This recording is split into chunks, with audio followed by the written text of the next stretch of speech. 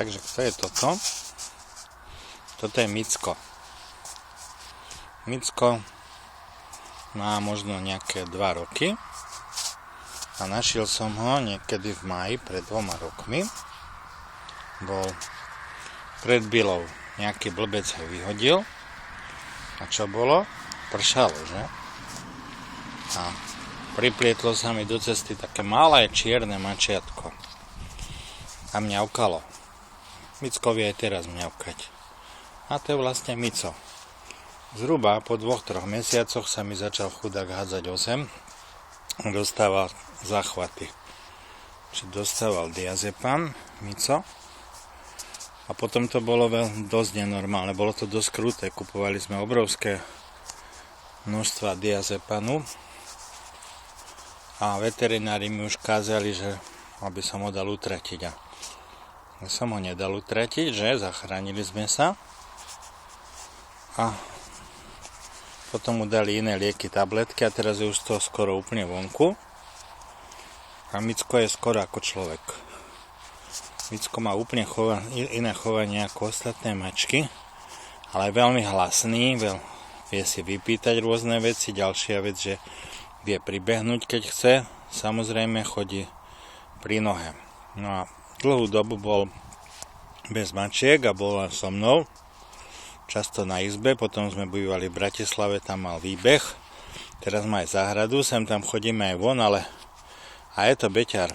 On potrebuje každý týždeň jednu tabletku a zhruba pred mesiacom mi ušiel v zime a celý deň som ho hľadal, lebo potreboval tie tabletky. Aj premrzol, ale našiel som ho, chvála Bohu, sme boli nervózni z toho, že Micko. A on je príjemný, počkať, skúsime. Micík, Mico. A ja teraz chce utekať. Keď skrítim, že chytím ťa, tak bude bežať, uvidíte. Mico, chytím ťa. Tak stiahne uši dozadu. Hrá sa, no, čo budeme robiť? Takže on je taký zábavný a tu žije v spoločnosti maciek Micko. Teda mačiek, že? On všetko oňuchá, ináč Mico je strašne zvedavý. On všetko musí obzrieť. Skutočne mačky sú asi najzvedavejšie tvory. Všimnite si, že aha. A teraz tu má kamaráta. A toto je kto? Toto je Muco, to je Elegám. O tom si povieme na budúce. Ale obidvaje sú to kocúry, zatiaľ sú to obidvaje nekastrovaní kocúry. A Mico má jednu strašnú chybu, že všetko obcika. Aj keď ho nahneváte, on sa vám pomstí tak, že ocika to. No a tento pred ním, Muco, je asi o rok mladší, takže je oveľa hrabejší. Zase on má také dlhé, štíhle nohy. Vie všade vyliezť, vyhrabať sa. Mico je zase trošku silnejší, taký mohutnejší, lebo je samozrejme starší. Takže tak.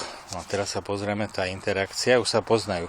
Predtým, ako sme sem prišli, tak Mico sa nevedel k tým mačkám vôbec chovať, tak sme ho trošičku socializovali. Toto je brúsenie pazúrikova, no.